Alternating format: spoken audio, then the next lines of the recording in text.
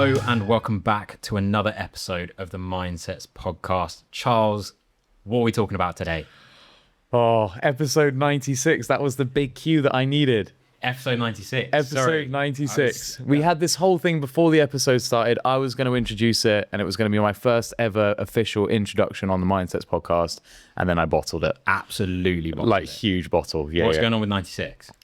I was going to say, because you know how I came with the number facts a couple of weeks ago, and then you're like, I want a number facts. So I was like, for sure, there's so many numbers associated to the person that we're talking about.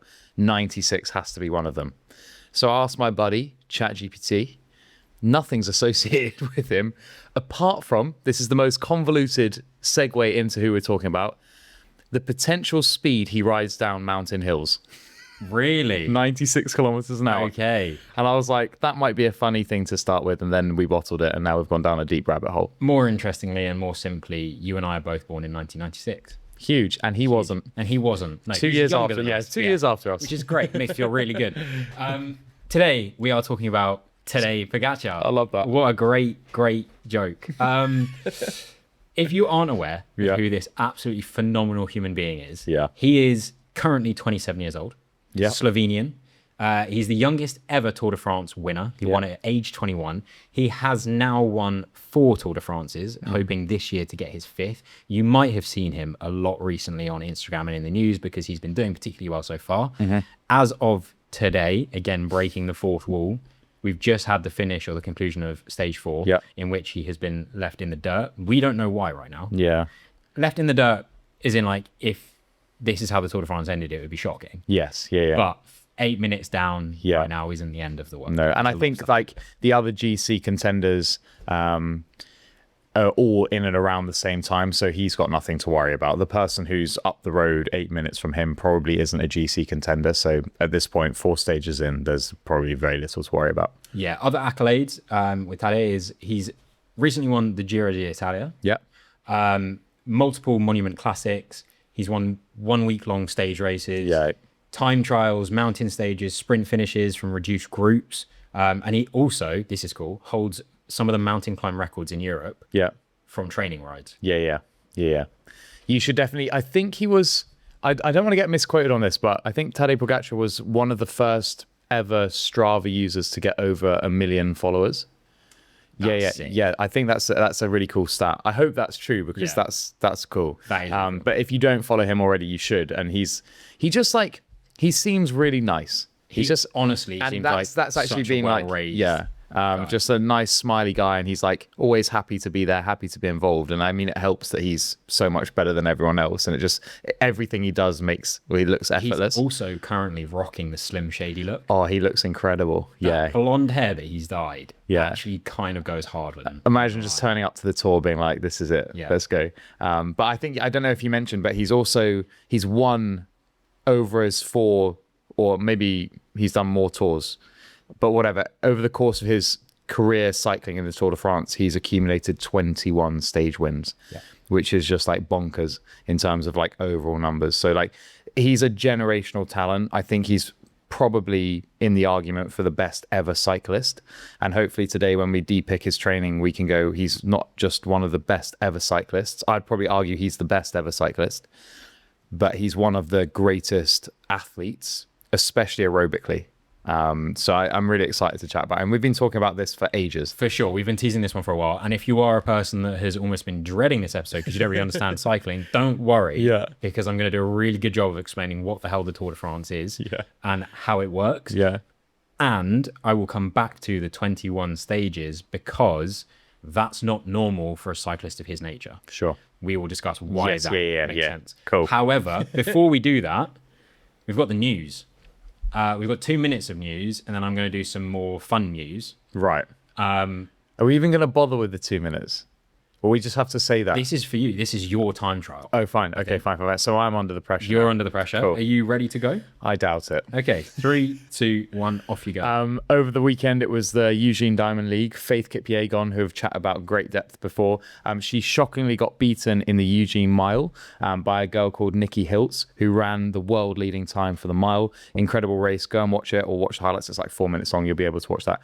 World Cup results. All you really need to know, Brazil are out. Portugal are out. Mexico are out. Guess who's in? England. They smashed it, didn't they? I just did that. Yeah, it's tough for everyone involved. Everyone's clicked off the podcast. Sorry. So those are all of the World Cup results that you really need to know. Then there's the Nations Cup. So brand new format of international rugby.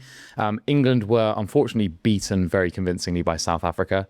Ireland narrowly beat Australia, and New Zealand very narrowly beat France. If you haven't watched that, go and watch the highlights, because the France-New Zealand game has to be one of the best rugby games I've ever seen in my life. Incredible. Ruck speed, for anyone who's interested, in the first half, the average ruck speed was less than 3 seconds. It was shocking. Crazy. Like end to end, like two of the best teams ever, just going head to head. It was like some really silky rugby, which is unreal. And then another really fun one, Sam Laidlow. He's beaten the Ironman world record. I don't know if you saw that. I did see that. So he's beaten our mate Christian Blumenfeld by, I think, like 11 seconds. So it's 7 hours, 21 minutes and 4 seconds. And it's incredible. The thing that I didn't know about that, when he was running through celebrating the win. Sorry, is that it? You did that like 1 minute 30. You mentioned anything about the Wimbledon. You're the problem. I saw Wimbledon updates and I was like, I don't have time for it. Unfortunately, we've got time. Unfortunately, Serena Williams was knocked out in the first round. That was a shame. Our man Yannick Sinner's actually seemingly okay. Yeah, he's doing good. What else has happened? So is Novak. Novak's okay. And I've completely forgotten the home favourite, who is number 4 in the world right now and was number 4 seed. He unfortunately has been knocked out, but he's fine because he looks like an actor playing a tennis player because he's jacked and like got the strongest jawline ever. Yeah, so he'll be fine. Yeah, he's going to be fine. We're still within time. So that was great. Best one ever. Amazing. Wait, I interrupted you. Sorry. You were talking about Sam Laidlow. Yeah. I don't think he knew how close he was for the world record when he was running down the finish, because he's like jogging, enjoying it all. And then he looks at the clock. And he does it by 11 seconds. Yeah. Like, I don't think 11 seconds is enough for me to be like big time chilling. No. Unless So, he's like, like, well, on it. I've actually got more in the tank, so I can break it now and then I'll break it again. He's doing that old pole vault thing. Yeah, Mondo Duplantis. We've got more funny news this week. So there's been a lot of this circulating on social media, but if you have missed any of this, Jordan Henderson is the first player. So yeah, he's the first player ever to get a yellow card and be stretchered off the pitch without playing a single minute. So in the England-Mexico game, after the game had happened, Jordan Henderson saw a shortcut to hop over one of the barriers. He followed someone else doing it. He slips, and in that video, which is relatively gruesome, he does break his arm. Not very nice. Theoretically, he would be fine to continue playing football with a cast on. Unfortunately, he's 36, and that's probably his retirement from the international team. Gutting. He also got the yellow card for chatting shit to the ref in the 98th minute of 11 minutes stoppage time. Crazy. So that was funny. The next thing, Alexander, I'm going to butcher this name, Alexander Bublik, he won a singular game within a set of tennis at Wimbledon within 38 seconds. And the very last serve, he did underarm, which was cheeky as hell. So cheeky. And took the win. And it was so casual, it was so cold. Just for reference, 38 seconds is a very, very quick tennis game, but the world record is 29 seconds. It was set in Stuttgart Open. Just a few years back-to-back aces, surely. Apart from the last serve, which was unreturned. So basically, they just like got the racket to do anything with it. That's so annoying. Next, I don't know if you want to cover this one. You go for it. Okay, so the Tour de France is a very serious thing. We're going to get further into the Tour de France. However, the security are honestly the creme de la creme, I think is what they would say in France. There was a guy who decided he was going to follow the peloton. He got on his bike, he got his lycra on, he got his helmet on, and he's cycling probably as fast as he can by the looks of it, down this lane. 2 security guards are stood there, and you're thinking, he's on a bike going quite fast. They're just stood there. They're obviously going to get out of the way. One of them drops the shoulder right into him, and just like, he's done. Like, he's not just off the bike. He is done. And you just have to respect the form. I think like they've, in a more serious note, they've cracked down a lot on the management of the fans and the crowds around the Tour de France, because I think it must have been 3-4 years ago on the very first stage, there was some kid with a sign and they reached out and I think they hit one of the Jumbo Visma riders and it took out, and the peloton must have been going at like crazy fast, like 50 kilometers an hour, and one person goes, they all go, and it was literally like like everyone fell. And I'm like, how can you not have the intuition to like not put your arm in front of someone who's going that fast? And like you'll see them when they're going up some of the more famous climbs, the roads are crowded and people waving flags, and there's flares and like run with them, everything. Yeah, so the security now is much tighter, and the police bikes will ride very close to the riders just to protect them, just to avoid something like that happening. But that's quality. Every once in a while, you get Jonah Lomu out there. Oh my god, that guy's a tank. Incredible. The last thing, which is honestly, like, this is good. This was incredible to watch. It was quite emotional to watch. So as well. wholesome. So, stage 2, Pogačar has been set to win. Like, basically, we've got Isaac Del Toro has been doing his job, and bear in mind, for reference, he's very, very young. This is his second day on the Tour de France. It's his first road race ever. It's his debut. He's got out first tour.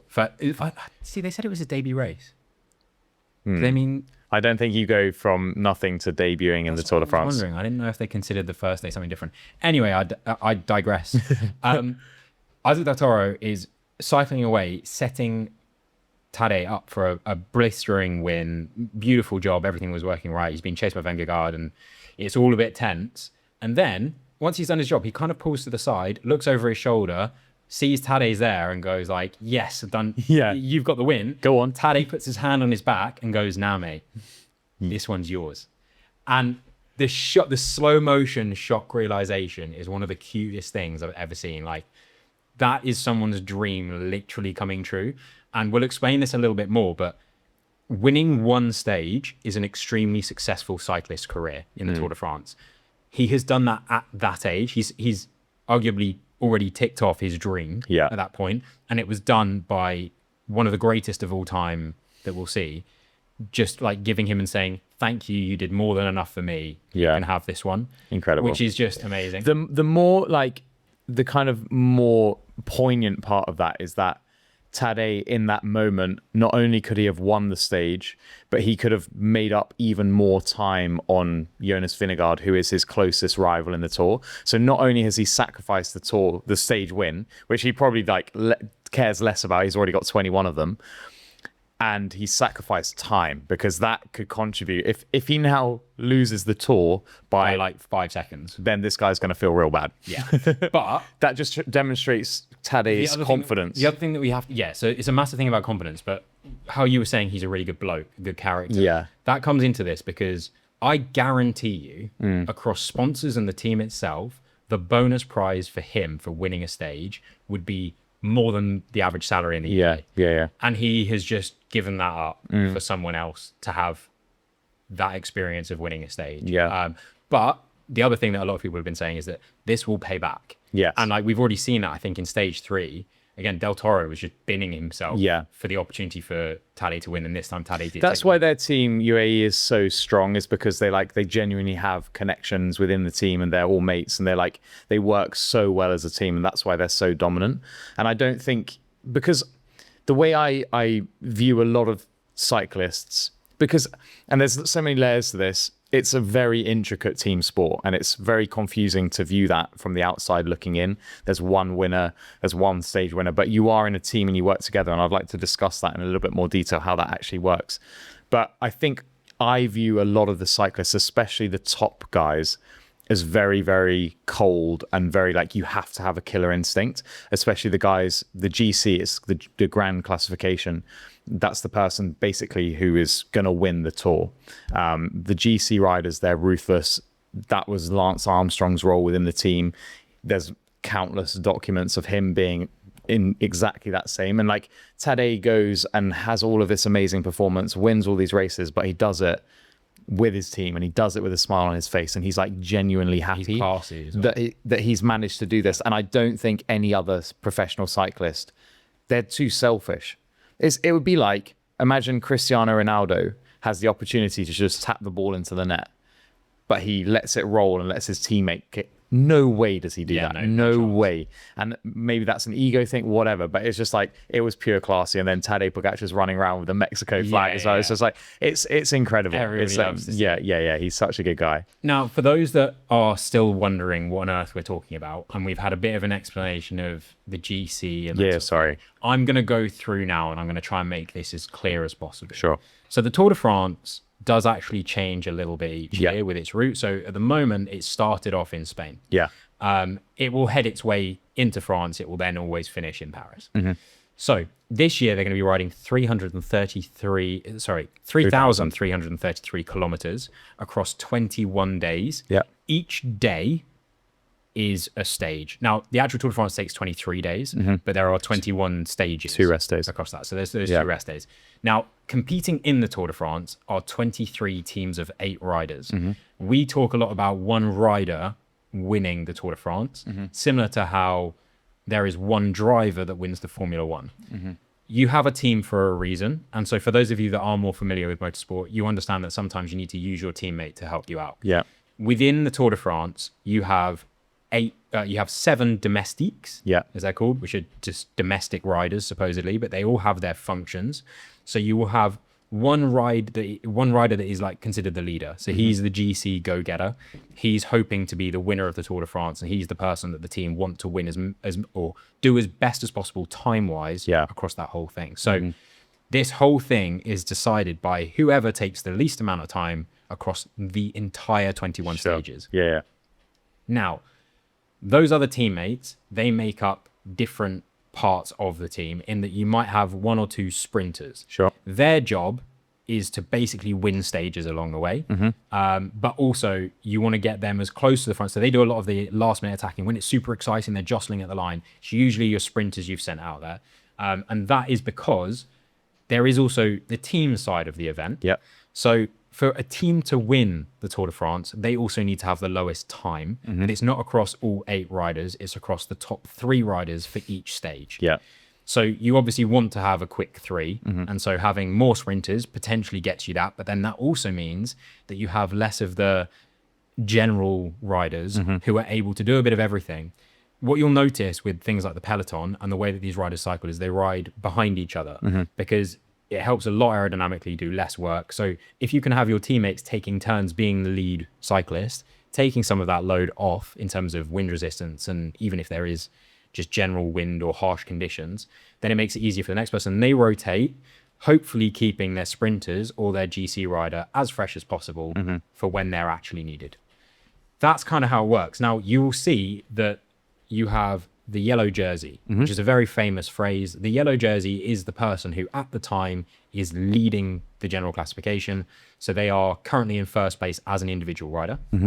You also have the green jersey, which is for the best sprinter across the stages so far. You then also have the polka dot jersey, which is with red dots. And they are the best rider in the mountains. Sure. You also have the white jersey, which is the best amateur, and then you also have the red jersey. Do you know what the red jersey is for? Is the red jersey the best rider under the age of 26? No, the red. Another one. I think that's probably the white jersey. Okay. The red jersey is the most aggressive rider from the previous stage. As in the rider. I think it's really subjective, and the race director will go, this person deserves the red jersey because they took the race to everyone else and they made the most attacks. They may not have won. It's kind of like man of the match. Kind of. Right. Yeah. I really like that. I didn't know the red jersey. That's cool. Yeah. The final thing that's of interest is you will see the peloton is like this massive group of riders. So when they cross the line, can you imagine the technology trying to figure out who crossed when? Bit of a nightmare. It's not like High Rocks where they're all wearing a chip. So the way that this works, and this is a really interesting rule, is if the peloton is one big group, the rider that crosses the line first, that is the official time for everybody. And that's partly a safety thing to encourage not everybody just cramming on the line. Yeah. However, this is where it's interesting because if you are in a pack and you were in the peloton and it separates, if you're in the second half of that peloton, so you're in a second group, you would get the time of the leader of the second group. So you like towards the end, if there are any groups, they do try and pack back up. Again, like if one of your top 3 riders is going to be in the peloton, and you've got others, then you've not really done your job in getting 3 out in front. It is really tactical. It's like a game of chess out on the road, and you reference like the domestique. They're the riders that sacrifice themselves essentially for the GC. So the way I would best explain it is the GC. So for our example, Tadej Pogačar, he's a superstar. Other riders like Jonas Vingegaard, he rides for the rival team basically, and he's the main contender. I would imagine those guys as like the face of your franchise. So they're like the Joe Burrows, etc., etc., the LeBron James, and you go, that's our superstar. That's who the team's paying the most money because they're the most talented and they have the most potential to win. And if they win for the team, then the team makes more money. So, for example, if Tadej Pogačar wins the Tour de France, his earnings are split between the team. He's obviously making shed tons of money from his sponsors, etc., and the salary, he's getting the most out of the team salary. And the UAE team have so much budget that they can pay for all the superstars, basically. So they've got an amazing team. But like you say, if I'm riding along by myself, the amount of output I have to put in just battling the wind, even if it's very low wind conditions, I have to put a lot of energy in. If I sit behind one guy, I'm doing way less. And it seems like a really weird concept unless you've done it. And like you ride around Richmond Park and you sit in on someone's wheel, you're like, God, this is easy. They're killing themselves in front of you. Now ride behind two people and you're like, I could sit here all day. And that's why the peloton can achieve such great average speeds across such a long amount of time, is because they're constantly rotating. Different teams will do different work across the stage. But the GCs will then, the domestiques will literally sell their souls for the GC. And you'll see that in the latter stages of the race where it starts to really pick up. They get into the Alps or they get into the Pyrenees, and there's the big mountain stages, which the GC riders are typically better at. They're slightly smaller, they're slightly lighter. I'm sure we'll talk about that. But I might have one domestique with me and he's literally going to rip as hard as he can up the climb, so I can just chill in his back wheel. I'm spinning. And then when my domestique, he's like, I can't go any further, bosh, Tadej Pogačar attacks, maybe Jonas Vingegaard goes with him. And it's like, that's when it gets exciting. And that's why you'll see such great time discrepancies, because the best climbers, the fastest riders in the mountains, can gain so much time. And there's actually a cutoff time for all of the slower riders. So typically, you mentioned the sprinters of the team, they're a bit bigger because they need more power output. So as soon as you get to the climbing, they hate it. So they're right on the cutoff line, and they might be like a couple of hours behind the leader by the time, because when you think of it, there's 21 days. If we went bike riding, if I'm riding against Tadej Pogačar, I finish like 7 hours behind him, probably more. But it's like in the same vein, if I'm not as fast as him, I lose time. But you won't see the big time chunks until you get into the mountain stages. I think one of the other things that you touched on there we hadn't so far, which is really good, and this is a good point to talk about it, is this whole idea of attacking. Yeah. And we're saying this is where it gets really exciting. So I didn't really understand the Tour de France much until Unchained came out, which is quite embarrassing to say because I'd watched it enough times I just didn't know what was going on. But the idea of attacking is when you've got a team or you've got a specific rider that thinks based on that stage on that day, they might be able to go and win potentially. And it might be more than one of them. They might go as a couple. Yeah. They might try and break away from the peloton, go faster earlier than the rest of them to try and secure the win. Now, usually what that ends up looking like is they do a fantastic job of it. And then with about 10 kilometers to go, you see that the peloton is gaining, and like not just gaining, it is like reeling them in. Yeah. And all of a sudden you start to realize, and quite often it comes down to like the last 200 meters. Literally, yeah. And then the peloton catches up and like swallows it, and then shoots out their fast guys. Exactly. Yeah. And so like sometimes the attack really, really works away from the peloton. However, what you also get is you might get 3 or 4 riders that attack and they go together and they're not all from the same team. And then within themselves, there's an attack. Yeah. So like you might have these guys seemingly riding along, like they could be having a conversation, going around the turn, and then Tadej's like, I'm gone. Yeah. I'm gone. See if you can keep up. And what they try and do is they try and break each other. So like Tadej might feel okay enough to do that. If Jonas, his main rival, can't go with him at that point, then if he continues to stretch that out for a bit, then maybe he will get the win by the time he gets to the line. Likewise, Jonas might be like, I'm not having that. I'm going to stick to you. At which point, again, they're experienced enough to go, well, I'm not going to keep burning myself. If you feel good right now, I'll slow down again. Yeah. And then maybe Jonas will give it a go. And like they'll just chip away at each other and try to wear each other down. It's like mental games and all the rest of it. So what you'll see at the beginning of the stage, they all set off together and the team director drives along in front in the car. And then after the first kilometer, he waves the flag out of the top of the car. And at that point, you'll see a load of, especially like the teams that aren't necessarily as well funded and don't have the big names, they'll shoot a load of people up the road because that's the ones that the cameras are going to follow. So it's like we're doing this just to get our sponsors in front of the cameras for a couple of hours, but in theory they're not going to win the stage.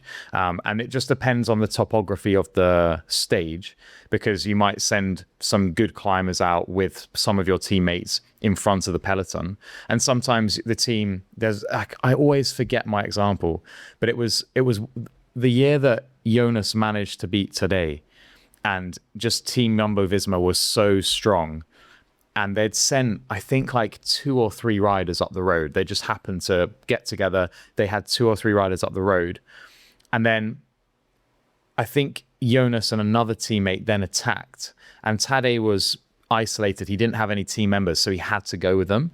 And what happened was Jonas and his teammate then linked up the road with 2 more Jumbo-Visma riders. So now it's 4 Jumbo-Visma riders versus just Tadej by himself. I think Geraint Thomas, British cycling legend, Welsh legend, was also in the mixer, and they were just constantly attacking Tadej.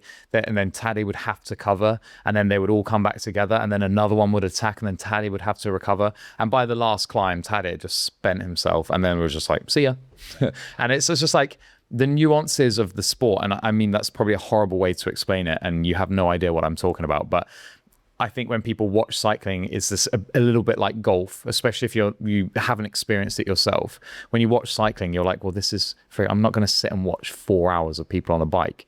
But actually, when you understand the nuance and the dynamics with the team and the relationships with the riders and what's at stake, it's so fascinating. It is actually really nice. It's quite cool sort of. I would say early on in the day. Yeah, it's less interesting. Watching it. But as it gets and also like earlier in the tour, when these stages don't really matter so much, and the maillot jaune, the yellow jersey, gets passed around a lot because no one's really got a foothold in the race. It's less exciting.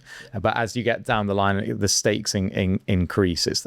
But there's also like different types of stages. Obviously, you've got more mountainous stages. Yeah. You also have the time trial, and I know you're going to mention this, but Tadej is so fascinating because he's good at all facets. Literally everything. Literally good at everything. And there's other riders a little bit like that, like Mathieu van der Poel, who rides for Alpecin, unless they've changed their name this season, Canyon. He's like also a generational talent, but he's just like a bit bigger, and he's not as good at climbing. So sometimes you'll see him go for big, long attacks because he's like a one-day classic specialist or a time trial specialist. But like, it's hard to comprehend. There's other riders like Felipe Ganna who rides for, they must have changed their name as well, Ineos, but he rides the time trial on a push bike and will average like high 50 kilometers an hour over like it's just like it's insane crazy how fast they ride. There's also at least one stage which typically involves the cobbly roads. Yeah. And that is a nightmare because you get punctures, you get crashes, so the last everything. stage in Paris, the Champs-Élysées is pavé, it's all cobbled, so it's like that's one of the, if it rains, it's icy out there. if you want to know that, Unchained on Netflix does a really good job of showing that one. That one's really exciting. Sorry, anyway, I went down a rabbit hole. No, we both did. And I'm going to go ahead and say that it was useful for everybody. Do you know what's really tragic? I'm going to recite this story and probably regret it. I got into cycling when I was quite young. And I was hassling my parents to buy me a bike because I grew up watching the tour with my parents, and I would sit on the sofa and we'd watch the Channel 4, or it might have been ITV, I can't remember, the highlights at the end of each day. And I was like, this sucks. This is so boring. But I got like exposure therapy to it because my parents loved it. So I'd watch it. And then I got a little bit more involved. And there's people like Bradley Wiggins and Chris Froome and Mark Cavendish. And I'm like, there's loads of great British guys. I'm like, I could get into this. And then I started cycling a little bit, and then I was hassling them to buy me a better bike and buy me a helmet. And then I learned how to clip in when I was like pretty young. And then I remember when I was at school sending my mum a message and being like, I will ride in the Tour de France, save this message. That's hilarious. Yes. Oh. No, it didn't. Well, who knows? Never say never. Yeah, never say never. But so I just because I mentioned Chris Froome, Bradley Wiggins, obviously Chris Froome had a really great career riding for Sky. and won the Tour a couple of times. The year that he was the main domestique in Team Sky for Bradley Wiggins, the year that Bradley Wiggins won, Bradley Wiggins had been named team leader GC. And I think it was a bit frustrating for Chris Froome because Chris Froome was better. And there's stages where you see Chris Froome like riding up next to Wiggins and he'll let Wiggins go or whatever. And it's like Chris Froome definitely should have won that Tour. But because he hadn't been named, it's because it's such like an old sport and there's so much tradition. And like you have to respect the rules, and the rules are the rules. Like if you and me, we're trying to win the Tour de France, you're Tadej Pogačar, I'm Jonas Vingegaard, and we're battling it out. If you fall off and we're battling together, chances are I'm going to wait for you to get back on your bike because I don't want to beat you in an unsportsmanlike way. Which is crazy. Crazy. And there's some good examples of that actually recently, maybe 2 years ago that actually happened. And Jonas was like, I'm going to stop because Tadej fell off into a ditch and he's like back on his, and it's just like, let's win this the right way. Yeah. It's like crazy. It's really cool. Or like we shouldn't have been talking about cycling. In the peloton, this is funny. If someone's like, yeah, I need a wee, he's just going to stop by the side of the road. Everyone stops. Literally the whole race will stop. Know that. Yeah. Everyone will stop and then they'll get back on and they'll go. That's hilarious. Yeah. Well, where were we? What we're going to talk about is Tadej's training. Because I think everyone wants to know, I mean, same way that we've done it, everyone wants to know what these phenomenal athletes and how they match up to each other. Like, but what do they do? Yeah. So there's two things that I have picked out that we should focus on, and that is what he does in the off season. And also what he does in preparation for the Tour de France, because that's most relevant to now. Yeah. So in the off season, one of the things that he says that he likes to do is focus on resetting mentally. And so what that means is that he likes to take it initially quite easy and builds up. Yeah. Same with most sports, but like he specifically says he likes to kind of escape. Now, unfortunately with cycling, with the amount of volume you have to do, you can't really escape. But he doesn't have to do it with quite the intensity or in a lot of the locations that he would normally train if he's in season. So he might go back to Slovenia, let's say. And Slovenia, having been there last year and done road trips, beautiful place to be riding a bike. Now, yeah, it's beautiful. On a Monday, and you'll see why at the end of the week, he might be doing like complete rest, active recovery kind of thing. And genuinely an hour, not a lot more, mobility, keeping the body moving. Because ultimately his body's very used to moving. So like it's actually not necessarily beneficial to have a complete rest day. But he's an athlete, so he likes other sports. He might go swimming. He might do other things. It's okay. Yeah. Then Tuesday is where he gets back into like his base endurance. So this is where he'll be having like a longer ride. So 4 to 5 hours, solid zone 2. Now we're going to reference a podcast that Tadej was in here. Oh, I can't wait. Because there is a very famous clip. There's a very famous clip where Tadej is asked what his typical zone 2 wattage is. Now, if you aren't a person that rides on a bike or rides a C2 bike or goes on a bike in the gym, this won't mean much to you. However, typically speaking, I mean, I don't even know what to say, typically speaking. Let me just put mine out there. So if I'm doing a zone 2 bike ride on the C2 bike, I can pretty much keep my heart in zone 2 between, I'm going to say right now, around 230 watts. Wow. You big that up for the podcast audience, I reckon. I will prove it. I've got screenshots. But typically speaking, if I was doing an easy ride, I'd be sat at like 200. Yeah. Like that. That's where I would be comfortable. That's gone down from the 230. Yeah. If I was to do an FTP, so an FTP we've spoken about before, but it's a 20-minute test on a bike. As many, like you get as high average watts as possible across that 20 minutes. And then typically you would take 95% of that and use that to work out your training zones from there. Now, a really good FTP target for me would probably, if I'm completely honest, because it scares me and I've never done one before, I'd probably be aiming for something like 320. Yeah. That would be really quality. And like, I'd be delighted on like on a C2 bike, it's probably a bit different than if you're on a trainer on an actual bike. But the nuance, and we're not going to talk about it now, but comes into like, it becomes weight adjusted when you're cycling. So it's like watts per kilo, but we don't need to talk about that. So Tadej's zone 2, so chilling out, he said was 330 to 350 watts. So more than I can put out sustainably, but that's him. Do you have any numbers on his actual FTP? No.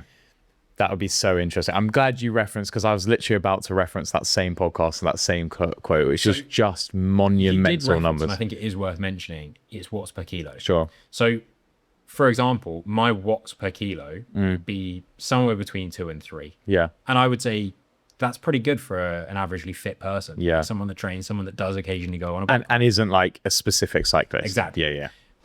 Tour de France, it's closer to 7. Yeah.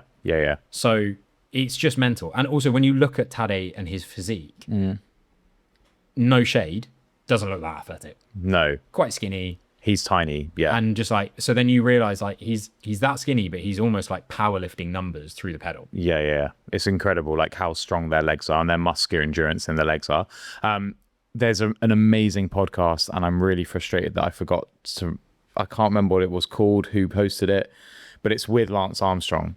And they were asking him his numbers when he was allegedly clean versus when he was doping, and what his output was. I'm going to find it and I'll bring it back in the next podcast, because I don't want to misquote it, because it is incredible. And like the numbers that he was putting out when he was on gear is just like incredible. Is it comparable to Tadej now? Yeah. That's quite mad. Yeah. But also like think of the technology advancements as well, and like the bike that Tadej's riding versus what Lance Armstrong's riding. Like Tadej's riding the most beautiful Colnago with like electronic shifters, and like you can lift it with a pinky, and it's like it's just the most incredible piece of engineering. The shoes are advanced, etc. So like he has that on his side, but like also he is a complete athletic freak, and I say that in the most polite way possible. Like he is a genetic specimen. To have the aerobic ability to put out that level of watts at that average heart rate is just like, yeah. Well, also like to be doing that for 4 to 5 hours is just insane. Like most people can't sit on a bike for more than 20 minutes because they're bumping. And if you don't believe it, like go on his Strava, because he's quite transparent with the routes that he rides. And like, I think he lives in Monaco, but he's Surprise. like, yeah, shock. And he's just like riding all the time, and he'll upload everything, and you go, God, this guy is actually a freak. Yeah. Wednesday, if we go into this week, again, this is off season, so he will explore other forms of aerobic training. Yeah. An interesting one that comes up here, and obviously this depends on where he is in the world at the time, but cross-country skiing. We mentioned it last week with the kayakers, but it's seemingly one of the goats of aerobic training. But he actually does run. I said he does swimming as well. Yeah. More casually, but the aim is to just like tick over that 60 to 90 minute mark in like easy aerobic work. If you take anything away from this podcast, let's get into roller skiing around Battersea Park. True. We should start a MindSets we'll podcast. Start a club. Forget run clubs. Who needs them? Roller clubs. Honestly. Thursday is when we'll go out on the road, and we'll be doing more of a long endurance ride. So again, 5 to 6 hours, steady zone 2, occasionally might hit some zone 3 efforts, or on hills might put a little bit more work in. I watched a video which was actually on Christian Blumenfeld, but he was talking about a time that he did some training with some of the Tour de France riders, and that was something that they like to throw in, was when nature gave them an opportunity to train it, why not? Which is quite cool, especially when you've got 5 to 6 hours on a bike. You might as well spice it up a bit. Yeah, I love that. Friday, motor pacing and fatigue resistance. So 4-hour ride. This could be, you might have a bit of a shield. So you might have someone on a motorized scooter because no one else can keep up, just sat ahead of you. That is incredible. And then occasionally that might come away, and then you are again more into some of this zone 3. It's very similar to like your threshold training if you're doing running, those sorts of things. But this is over 4 hours, so it's pretty crazy. This also isn't necessarily done in mountain ranges at this point. This could be on quite a flat course, because you're trying to do this specifically and hold the heart rates and hold the endurance as long as possible. That is what the purpose of this one is. Then we get to Saturday. This is kind of a recreational thing as we go back into the weekend, enjoying your training, resetting mentally. You might go on a bike ride, but you might be going on a bike ride for a sweet treat and a coffee. With a nice ride. It will inevitably go on for a relatively long amount of time, but it's not designed to be hard, because Sunday is where you would do more of a simulated like effort of a race. So bear in mind, especially with the Tour de France, some of these rides far exceed a lot of the training we've spoken about, but a lot of the time, and we've already discussed this with marathon training, a lot of marathon runners don't actually necessarily run the marathon distance in training, because there's just diminishing returns. So similarly to this, it might still be a 5 to 6 hour ride. However, it's going to be at or slightly above the typical race pacing. But the idea being it's going to have large climbs in it. It's going to have tests in it. Coaches that might be there, again, if they're on a scooter or in a car behind, might make it more difficult. And some of those are asking to pick up the pace. Ease off. Let's see what we can reload here and go again. But the entire thing, again, is based to be... It's a lot of cycling. A lot of cycling. Well, I'm just gonna see if he's uploaded his stage 4 onto Strava, just to see if we can get some real-time data, which is actually today of recording of the podcast. I don't know if he might be doing his media stuff. So I don't know if he's got while you're talking about, I'll move on to what he did pre-Tour de France. Have you got it already? Oh, what? There's a really sick photo. Isn't he the GOAT? Isn't he the GOAT? Just looks in like a team bus on with the polka dot jersey. So the photo is going to be here. You need to send this to me so I can put it in the podcast. You're going to forget. I'm not. The photo's going to be here, but he looks like he's sending a Snapchat at his desk. At the office. Just to like his girlfriend or something. Okay, so this is, I assume, yesterday. This is stage 3. They rode 193 kilometers. What was his average speed? Oh my... 193 kilometers. God. Bear in mind, that's 13 kilometers more than Ironman cycling distance. Average speed. What was the elevation gain? 4,000 meters. Oh my word. Okay. Average speed. That's a lot. I'm sorry, but like if you have no like perception of that, you 52. No, it's a bit less, but it's just like still shocking, like 40.9 kilometers an hour. That sounds like a lot. I've massively overshot that. That's 4 hours 45 of riding. It surely has his power output. This is me just nerding out now. For me to do that on like a bike in the gym, for example, I'm going to be in zone 5 the whole time. And I'm going to be only able to do that for maybe 15 minutes. I'm sure he's hidden his power just because he doesn't want to give too much away. But like, that is phenomenal. Like outrageous. Like that amount of that meterage of... So we've spoken before with multiple different sports in terms of tapering and preparing for an event. Now, the Tour de France isn't the first event of the season. There's not a massive gap between some of the other competitions, the Giro and d'Italia, into this. So the UAE website actually has up some of the sessions that he will do. They obviously won't say how many times he does it. That's cool. What necessarily he does on each day, but I have written them down. So if we're going across 4 different types of ride, we've got the tempo ride, we've got the crisscross tempo ride, we've got sprints, and we've got VO2 max. The VO2 max, I think, will be the most interesting. So I'm going to leave it to... Actually, is it the VO2 max? No, the sprints, I think, are the most interesting. So on a tempo ride, it's 3 by 15 minutes at 85% of that FTP score, with 8 minutes of recovery at 55% of the FTP. Again, bear in mind, 55% of his FTP is still killing most of us talking and listening right now. Shocking. So he will do that 3 times through. That's the session done. So it's actually quite a short session. It might not be the only session of the day. I doubt That's the thing. But I think it's like whenever you ride like that, it would be 2 hours or something like that free ride. Then you do your tempo efforts, and then it's like 2 hours free ride. So it's like you've actually accumulated like 4.5 hours worth of riding, probably something like that. Crisscross tempo. This is where we're doing more like a half and half, swapping between stuff. So excited for you to try and explain this. It's like a GCSE maths equation. Yeah, it's pretty mad. So we've got 3 by 18 minutes of work. Okay.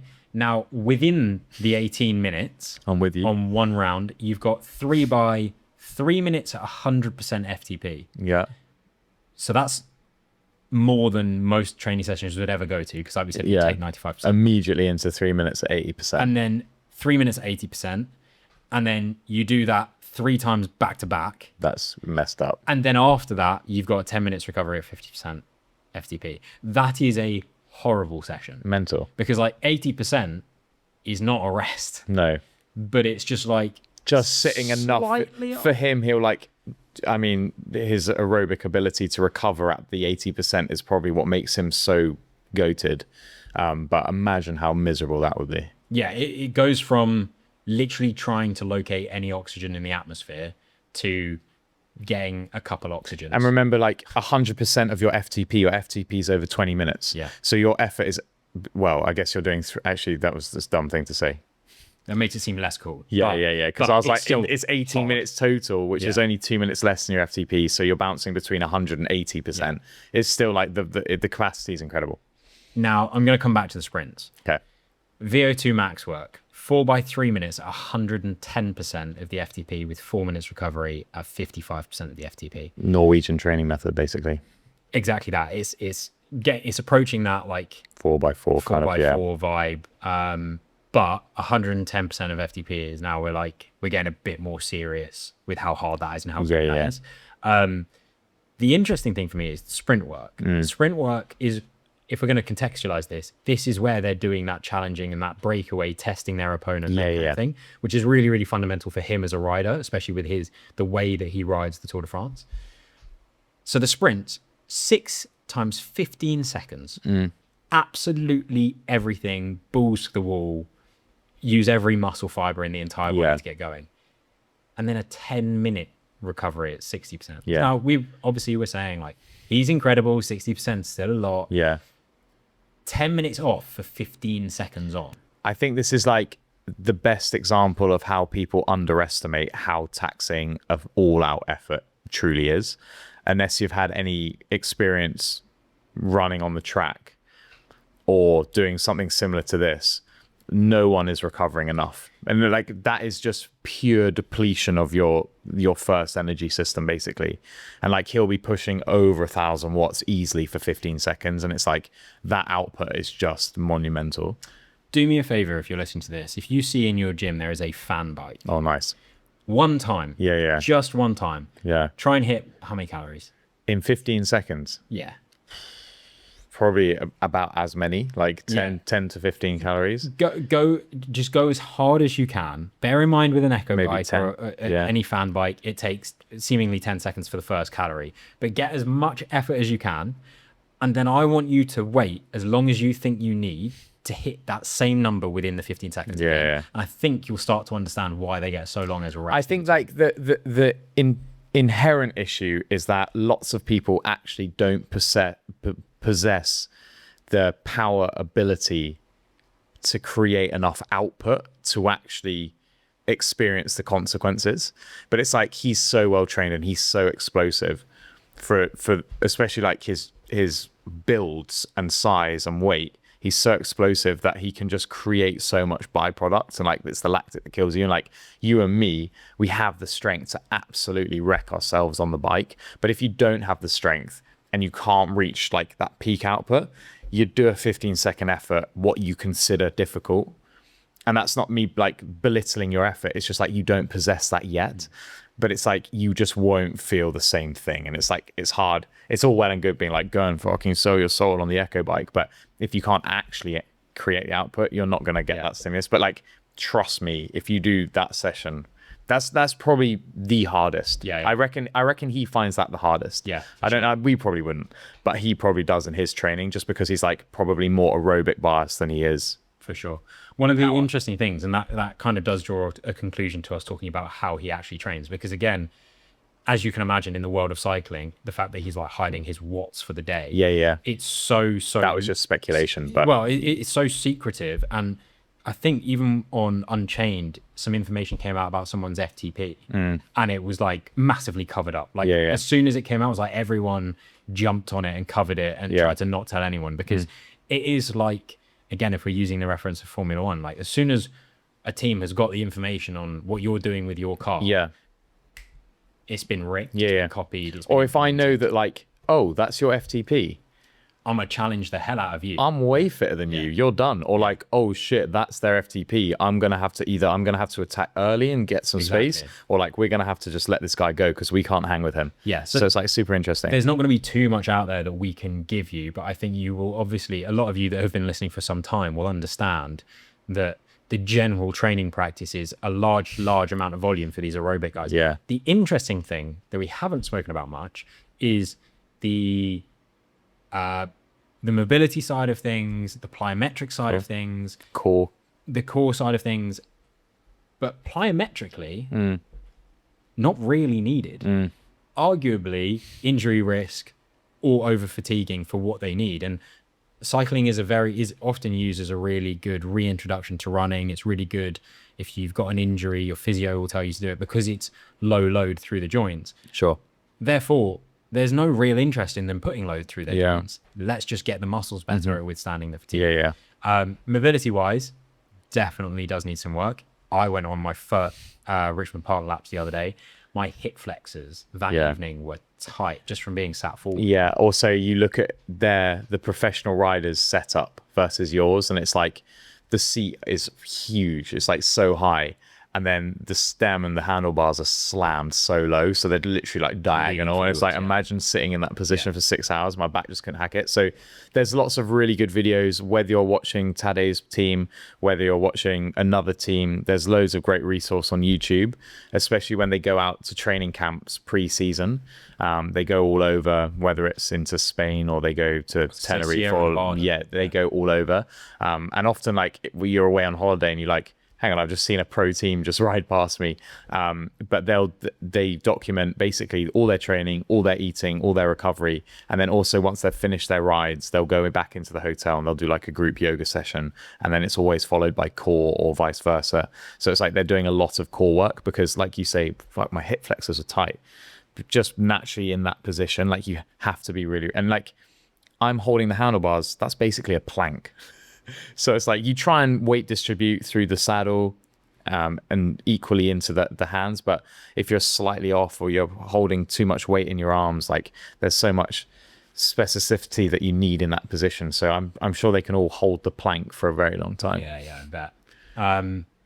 Well, I mean, that somewhat rounds off. I think that was basically just me like geeking out over the fact I think we both were a little bit like there's so much respect. If anybody's listening to this and has more questions or wants to know more specific things or wants us to bring this back up or even speak about one of Tadej's rivals, then do let us know because we are now going to be in the thick of a 21-day period. I think out of all of the people that we've spoken about on the podcast, this is the one person that I would like. This is the person I want to meet and train with. We'll make it happen. Tadej, you're listening. The thing is, this guy, if he heard that, he'd be like, yeah, whatever, come ride with me. Yeah. Can you imagine us trying to do the podcast while we're riding? Tadej, slow down. He's like, I'm zone zero, bro. I wouldn't even get to do the audio sync clap beforehand. You'd be gone. Blowing. However, I'm going to segue into grind my gears because I think I've already done this grind my gear, but I'm going to say it again. Cycling is so expensive. So, as I said, I've just done my first laps of Richmond Park on a bike. Congratulations. Now, you asked me a very prevalent question because I got a gravel bike. Mm-hmm. Did I ride on the road or did I ride on the gravel path next to it? Now, I went on the road. There's multiple reasons I went on the road. First of all, I turned up as the biggest noob in Richmond Park ever. So obviously didn't know what I was doing. Wait, was this the day that I messaged you? It was, yeah. So lucky you were the first biggest noob because I was with the other two biggest noobs. Tell me why they were noobs, and I think I'll overshadow them. It was both their first time riding around Richmond with clippy shoes. Okay. With cleats. So, it was a momentous occasion for everyone involved. Way bigger noob because I didn't. Oh no, shoes. Okay, fine. So I was cycling in rads. Oh, cool. Kind of cool. Yeah. I had cycling shorts on, like proper ones. Nice, yeah. Bib, yeah. I then realized I don't have a top because gravel riders are cool. Yeah. So they don't. So I wore my 28 vest. Oh. Yeah. Kind of cool though. Like it was nice. It was nice to have the air going everywhere. Yeah, that's something. Had my helmet, had my glasses on, my goggles. That was good. But the problem I wore a vest, yeah. I did. It was a sight to behold. I'm sure. But I got there nice and early. Yeah, so no one saw you. I managed to avoid a lot of the looks. Yeah. Still felt like I was being judged by the deers as I was going around. Only actually, I think... There's lots of them at the moment, I think we did 2 laps, maybe. Okay. But it takes me half an hour to get there even from here. Yeah. So I was cycling on the A3, not actually on the road. There's a pavement just to the left, but it felt like I was very much on the A3 as the lorries were coming past me. So it was all in all, it was a momentous occasion, but quite an odd day, quite an odd morning. Would I do it again? Well, the answer to that question is really, am I ready to go and spend hundreds of pounds on cycling shoes and a top? I have to be. Yeah. Because I've already invested in the bike. Yeah. You know what I did look at? Actually, even more newbie. You're going to love this so much. Okay, I bought a bottle holder because I obviously needed liquid. At one point, I was like... A bottle cage. Oh, that's the one. Yeah. Sorry, technical terms. No, you're good. So I bought the bottle cage when I ordered my helmet and everything. I just hadn't put it on the bike. And I noticed that on my bike, it's got the 2 screw holes. Bottle cage doesn't come with screws. Bike doesn't have them on. I don't know what size they are. And it doesn't come with screws. Didn't come with screws. So I'm like 8 hours away from my ride. And I'm like, shit, what am I going to do? You took a backpack. I did not take a backpack. No. There's boundaries. Yeah. I did the next best thing and I cable tied it. Oh, nice. So I double cable tied it to the bike. It only slipped around a little bit. It was fine. And then... I'm so confused that your bike didn't come with screws. I reckon... Have they mugged me off? Should I take it back? Yeah. Okay. The other thing that happened was on my erg bike that I've got, it has the foot strap holders, and I was thinking, do you know what? I could put them on. You didn't. Okay, good. I couldn't get them off. If I could have got them off, I would have put them on. To be fair, like, I love this as like getting into cycling. Who cares? And I reckon our guy, we've said this before, Tadej Pogačar, he also cycles around Richmond Park. He doesn't, but if he was here, he would when he's with us. And he would look at that and go, this guy's getting into cycling. That is sick. But you have all of the incredibly average cyclists who have more money than sense, who would look at you and go, what's this dickhead doing? And it's just like, that's the inherent problem with cycling. And when I talk about like the historical, like there's lots of tradition and like this is the way it's done. And I actually saw a reel today where they're asking Tour pro riders, what's your biggest ick in cycling? And they're like, I don't like it when people put socks over their leg warmers, or I don't like it when they put their sunglasses inside the helmet straps, or I don't like it when they do X, Y, and Z. I'm like, that's the problem. It's feeding from the top. So it's like, wear what you want. Do you know what? Do you know how many complaints I heard about what I was wearing? 0. Because they're all behind me, mate. All behind me. However, what I will say is because it's a gravel bike, I don't have like a full set of gears. So I did run out of gears a few times, which became a bit of a problem on some of the higher speed sections because I just looked like I was riding a light bike. Yeah, like spinning the legs. So I might need to change that. Have you got? Wait, we don't need to go into the technicalities. Yeah. But basically, I'm a massive noob, and I can't wait to do it again. It is expensive, though. It is expensive. There's no way around it. I knew that going into it. But I think it's like have the expectation of that, and if you buy expensive once, you're not necessarily going to need to replace it anytime soon. But definitely invest in like a good helmet. Not that this is definitely not that this is a healthy relationship to have, but that was arguably the easiest 995 calories I've ever burned. Yeah. It was lovely. It's so fun. So nice. Yeah. It's so good. So anyway, my grind my gear has ended up being into like a nice thing, but I am the grind my gear of everyone else in Richmond Park from Sunday morning. Do you want to fire at one? This one's it's July. And that's annoying me because it's July, and how is it already July? And like, where's this year gone? Can I ask you a question? If you had to pick a day of the week that July was, what day would it be? Wednesday. July gives me such a Thursday feeling. Really? Yeah. I don't know which days I don't like. I don't really like Wednesdays or Tuesdays. Like, it's dragging. Thursday. It's like Friday's Friday. But I know Thursday's done and now it's Friday. Yeah. It just depends on what work I'm doing, I guess. Fair enough. And what I'm associated with that day. Yeah, July's a bit of an annoying. Tuesday. Also, all the kids coming out of school now. Oh, everything's just getting messy. They're loud. I just like the other week it was just like, well, now it's the 1st of July, and I was like, well, I've achieved absolutely 0 this year, and it's already we're now halfway through it, and I'm like, oh god, I'm looking through it. Yeah, we're really getting through it. We're trying our best. Another one from my side is this over optimization trend. Oh god. Because one person decided to shit on Stephen Bartlett about how much he optimizes and that if he has one sniff of alcohol, it ruins him for 3 days. And everyone was like, yeah, like, oh, we're all listening and paying attention to our whoops so much. Like, we just need to learn how to be humans again. It's like, yeah, no shit. But like, it also doesn't make you cool to say that. Yeah. Like, what's cool is to just take a step back and go, I wear a watch when I want to know. Yeah, I can have and a look. When I don't want to know. Yeah. I don't care. Yeah. I also don't believe anything that my watch says. it tells you my VO2 max. It's definitely underestimating me. Obviously. It tells you my sleep score. It's definitely overestimating me. Yeah. So the whole thing's just a fugazi. Like, but the thing is, it's like if it's always inconsistent, it's consistent. True. Yeah. Oh, Nagi. Yeah. So I've got another grind my gear, and you learn this the hard way for sure. Ambiguous toilet signage. It's tough. All I need is a classic MF. Male, female. I don't need some like... I don't want that. Oh, really? Languages. Just give me stickman. No. This is where the ambiguity comes in, because I go somewhere, I go to the function, and there's some fancy toilets, and it's like some abstract like swirl. Now, I think that's the men's toilet, but I have to go and look at the other icon on the women's toilet. And then I'm like, that man could be wearing a dress, and that woman could also be wearing a dress. So I'm just like, what happened to the man stick figure and the woman stick figure? Or just have a gender fluid toilet. Everyone can go in the toilet. Everyone doing anything is fine. Whatever. I think if you're going to separate them, just a U on one door and nothing on the other door. Actually, no, a U crossed out. Because what that means, urinal. Yeah, nice. If you want a urinal, go in that one. If you don't.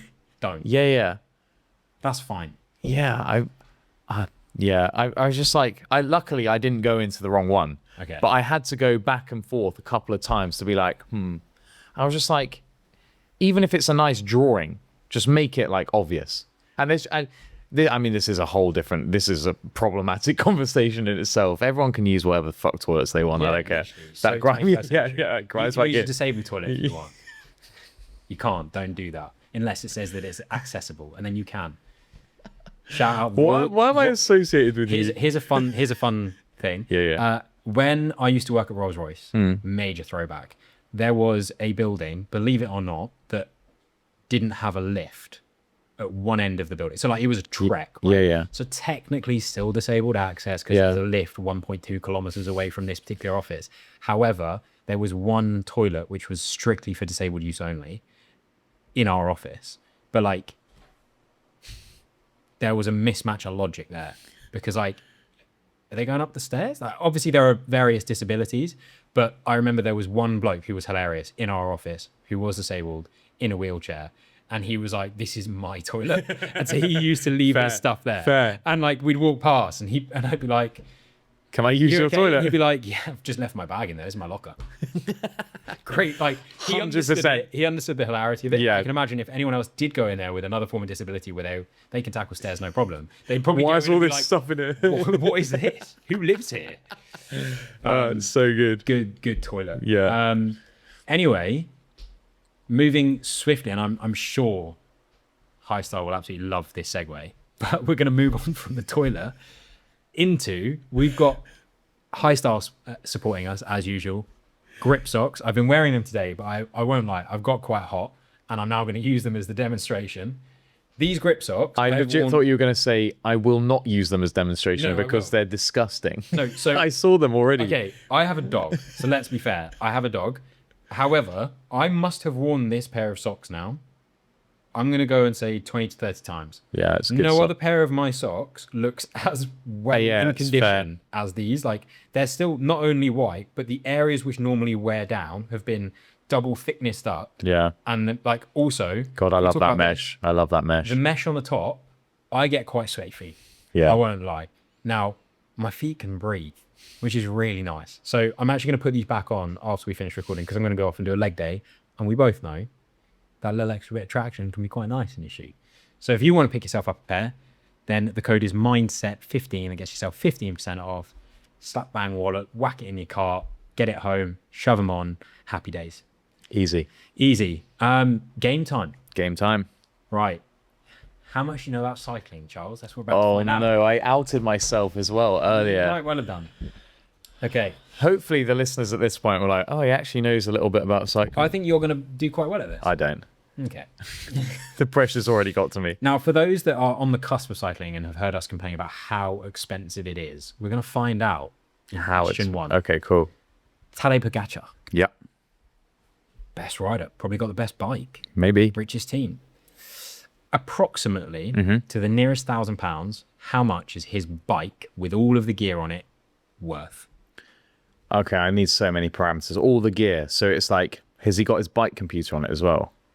Everything that he would ride on the Tour de France in a stage with. Okay. So no computer. No, he'd have a computer. Take that back. Right. I probably know this. Okay, that's a great start. I'm looking for that number. So obviously he has lots of different bikes. He's got a time trial bike, and then he'll have different setups depending if he's climbing or it's more like flat and he needs aero. I think they're all riding aero frames now at the moment anyway.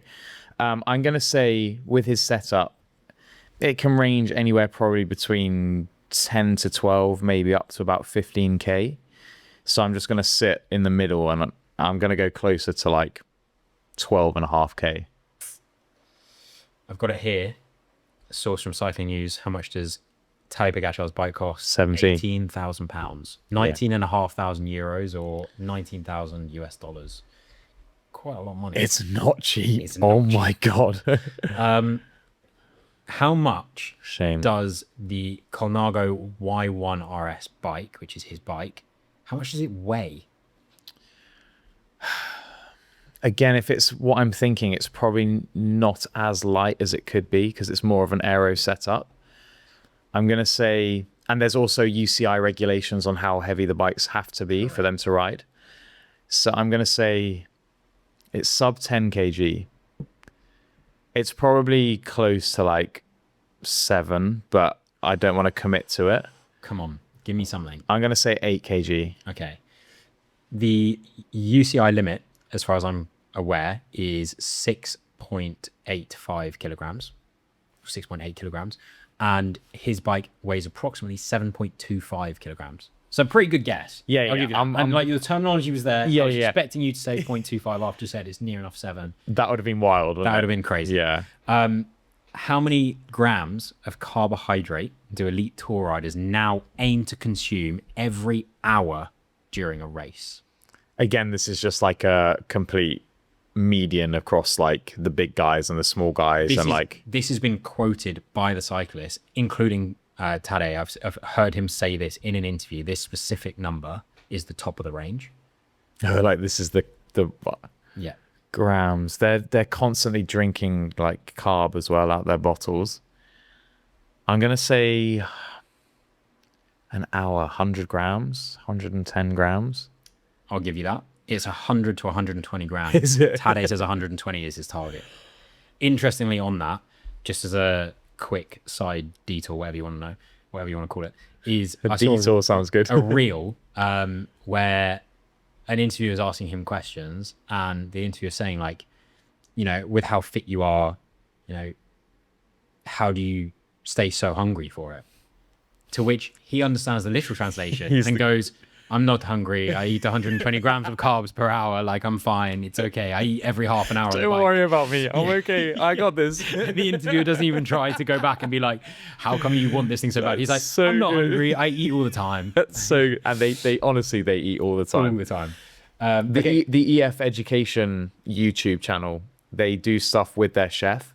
And especially on the tour, he'll drive around and they eat like honestly kings. Like they go and find the freshest produce from around the region in France. They'll cook up, and you have options at dinner. It's like the risotto, or do you want the pasta, or do you want all of it? And it's like, you should go and watch it because the food that they're consuming is incredible. Nice. Question 4. What is the closest winning margin in Tour de France history? It's going to be close. It's going to be like seconds, I reckon. I'll give you that it is a number of seconds. It may maybe. Do you have the year? I do. Because was it recent? No, so it was 1989. Okay, Tour de France. Greg LeMond beat Laurent Fignon. Greg LeMond, legend. I'm gonna say. This is a complete guess because I don't know. I'm gonna say 6 seconds. Close 8 seconds. Was it? Yeah. Which is crazy. Going under 10 seconds. 21 stages of racing. Yeah, that must have been a great year. Days of hours. Or a really boring year. Yeah. Question number 5. What is the minimum legal... I knew this number. 6, was it? 6, well, 7? let's see if you can get it right. What is the minimum legal weight for a bike in professional road cycling? 6.8 something kg. I can't remember what you said. Give me an answer. 6.8. Yeah, spot on. That's annoying. Okay, question number 6. What coloured jersey? I already know. Ask me. Go on. Ask me. What's the answer? Is it like a trick and it's actually the polka dot jersey? Or you've stopped me asking the question now. It's like mastermind. Which colour jersey? I'm gonna say green. It's yellow. Oh, the maillot jaune. The overall Tour de France leader. Okay, who holds the all-time record for the most Tour de France stage wins? Oh, Mark Cavendish. How many? 41. Well, when he took the record was 2024, and he took the record with 35. Oh, Charles. There's a really good story actually about Cav winning his, I think his last ever, or like to maybe get the record. And we've spoken about how it's a team sport. And Cav's obviously British. I mentioned Geraint Thomas earlier, Welsh rider. They're good mates. Everyone in the British team probably on the tour knows each other very well. They were riding for different teams though. And Geraint was at the front with his team, but he didn't have any riders with him. He was just happened to be at the front, and he saw Cav, and Cav was isolated. No one was riding for Cav, and they're opposite teams. They're like competing against each other. Geraint gave Cav his wheel and pulled Cav along and slingshot Cav to win on opposing teams. And it's actually giving me goosebumps thinking about it. And actually see how wrong he is. Because afterwards there's like this massive hug, and like Cav owes everything to Geraint Thomas for winning that record. And like Geraint, in the same way that Tadej sacrificed his stage win, Geraint was like, if this guy might be on an opposing team, this is bigger than us, this is bigger than cycling, this is for the, and like it's just incredible. Incredible. I was close. I've been close on all of them. We've got 2 more questions. Okay, I can redeem myself. What is the highest speed ever officially recorded in the Tour de France? Is it in kilometers an hour? I can take either. I'm gonna say 110 kilometers an hour. 131, which is 81.4 miles per hour. Holy recorded shit. by Marco Pantani on the descent of the Col de Galibier. Yeah, a really famous the time. 1995 Tour de France. I'm going to say like Marco Pantani, that is bonkers. Oh, it's insane. Yeah, you see him now, like Tom Pidcock's often referenced as one of the best descenders, and like sometimes the TV camera bike, they won't keep up because it's so dangerous, but the cameraman on the back of the bike will be filming Tom, and then they'll pan down and film the speedo, and it's like, 100 kilometers an hour, and they're just railing it around corners. I saw a top tip, which I can't wait to use in Richmond Park about cornering when you're going downhill, is rather than doing what you see motorcyclists do, which is like lean and pull the bike over. Yeah. You don't do that on a road The fact that you've been looking for tips. No, it's just come up on my feed, and I'm a consumer. What can I say? It's that you almost lean away and you push the bike into the road. Nice. Because the weight of the bike isn't enough to retain the grip. But on a motorcycle, they're heavy as hell. Yeah. So you should try and pull it down. Question 9, last question. How many bottles can a domestic carry good question. back from the team car in one trip? You've got a quoted number. I do have a number. It's a UCI limit. So they used to, I don't know if they still do it. They had this like a vest system. I don't know if that's still legal, but they'd slide back to the car, and the car would pass them a vest, and it had like loads of mesh pockets covered in bottles. And then they'd also like put them inside the jersey, up the sides of the jersey, and then they could take a musette, which is like a cycling bag full of bidons, the bottles. So just for reference, I'm actually fluent French when it comes to cycling. I don't know if you've noticed that across the episode, but the reason that they're doing this is, again, as a domestique, one of your jobs might be water boy basically for the teams. You're going to take all these bottles out of the car, and then you're going to go and give them to your teammates. You might see this and think, hold on a minute, he's taking a bottle and getting a push from the car. Yeah. You have to be careful with that. Yeah. But that's definitely what's going on. Yeah. However, the classic like hand out onto the bottle, hold the bottle, and get the take it. Oh my gosh, you're going faster than everyone else. I'm going to say 20, 18. Yeah. Is this including the ones on his bike? Who knows? This is how many they can take from the team car in one trip. Oh, and it's an actual rule, a limit. There is a limit. Or if there's 8 riders in the team, I'm going to say 12 bottles. So good. Is Up it? to 12 bottles in one trip. Yeah. That's absolutely class from you. That is all of the questions. Right. That rounds off our... I was close with all of that. I'm pleased with how I performed on that. Good knowledge. Fun fact, just because you mentioned fluent in French, did you know that pretty much all of the terminology that is used in tennis is because English people don't understand French? I learned that today. Watching the Wimbledon coverage. Tennis comes from the name tennis, which is spelt so differently to how tennis is spelt. The idea of love. Yeah. Love is not anything to do with love. It's to do with l'œuf, which is egg-shaped for a circle. Yeah, so if you 0. 15 love, it's actually supposed to be 15 egg. We don't understand l'œuf, so we called it love. 15, 30, 40. Reason it's 40 is because we got lazy and it was 45. It was using the clock, but everyone wouldn't say 5 because it was long, so you just go it's 40. Deuce comes from D-E-U-X, which is how it should have been spelled. And yeah, so we ripped off the whole French language, and turned it into tennis. Is that where tennis originated then? I don't actually think so. Is French tennis a thing? Must be. I've seen various different forms of tennis from history that have all kind of gone towards tennis, but now we've got them diversing again, like paddle and stuff. But I have a really weird feeling that tennis and possibly football were invented in Japan. Ooh. You stole the folks. Well, we've still got everyone. Did you see that? It's like, this is where I start freestyling and like, no one needs me to fill the... Do you want to just beatbox? Could you imagine? Someone sat through all of this and their reward is me trying to beatbox. And I was going to say, did you see Donald Trump complaining about the referee?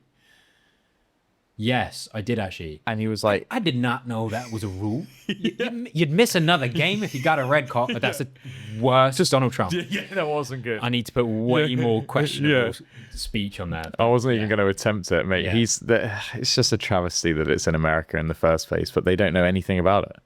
He knows very little about it. And then he said he had the audacity to say if they lose against Belgium, it's corrupt, and they lost 4-1. And I don't know if you've seen the highlights. The highlights are literally like watching a toddler's game. Yeah. Just like not passing it to each other. Yeah. Not seeing players that are there. And it did everyone a favor, them getting knocked out.